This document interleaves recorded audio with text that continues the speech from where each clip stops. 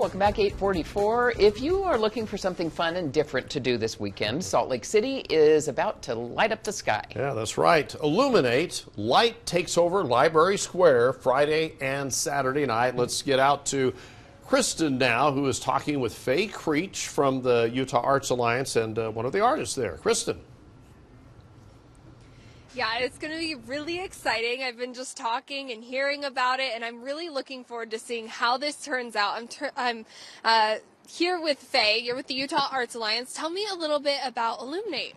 Yeah, so Illuminate is a light art and technology festival put on by the Utah Arts Alliance, and it's going to be here at Librar Square in the city building.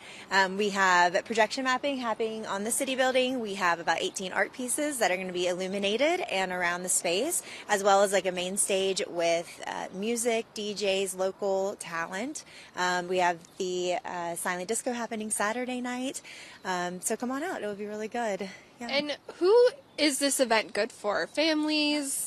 Younger people? Yeah, this is a family-friendly event, and it's free this year, so come out and see what we're putting on with other artists in the area. Yeah.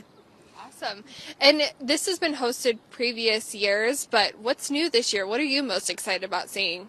Yeah, this year we are calling it Illuminate Light, so we are a little smaller and more condensed. However, that just means that the art is going to be way more impactful at night. And the movement around the space, we have an art walk, which is going to be really fun. And yeah. Awesome. So we have one of the artists here, Steven. If you want to share a little bit, what kind of art have you put together for this event? So about 3 years ago, I built a 3D model of that building. I build my show based around that 3D model, so it wraps right around it.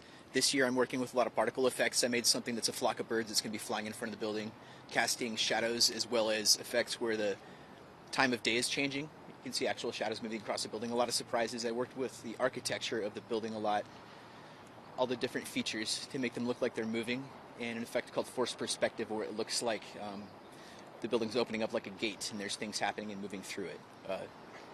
I just like architecture and I like art and I like the way it's influenced me, so I want to be able to share that with the world too. There's another artist named David Giardinelli who will be presenting his show as well. I made both of the soundtracks for my show and his show using Ableton Live, and created my show using Touch Designer. It's been an exciting process and a lot of work to do in 30 days. I don't know how we do it.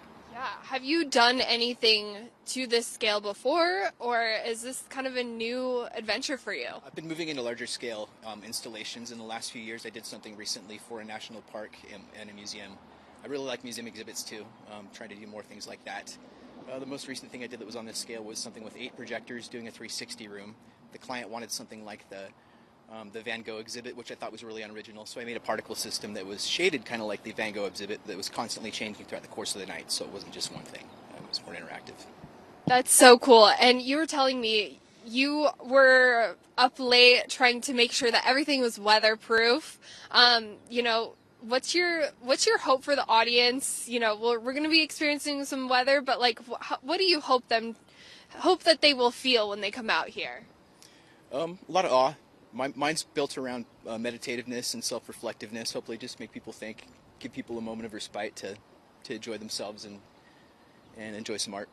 Awesome. What brings you the most joy when you put on these events? Looks on people's faces. Sometimes the questions people have. People ask some really good questions about the process when people are curious about how it was made.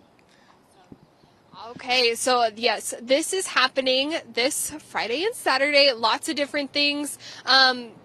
Faye, can you maybe tell me a little bit more about, what your favorite part is? Yeah, I think my favorite part is going to be the performances that we have going on. We have 2 hours of fire performances and LED flow artists coming. I think we're working with about 30 of them this year, and so at our main stage that will be happening. We also have the Afterglow party happening at Dreamscapes on Friday night, so that's going to be really fun. Yeah, I think that's what I'm really excited about. They work really hard to come out here and showcase their talents, and it just adds to the atmosphere of this entire event. Alrighty. Thank you guys both so much. It was so great to hear from you. Once again, tomorrow and Saturday, come on out here, Librar Square, downtown Salt Lake City, a really spectacular show going on, event, and things to do with your family, and it's free. Yeah. I'll send it back to you in the studio. Music and everything. Okay, thanks a lot. Yeah, Kristen, thanks. Okay, and remember, you can watch ARC Salt Lake anytime on your phone, tablet, or TV. Just check out highlights from all of our newscasts on the ARC Salt Lake YouTube page. There's the QR code, which will take you right there. And right now,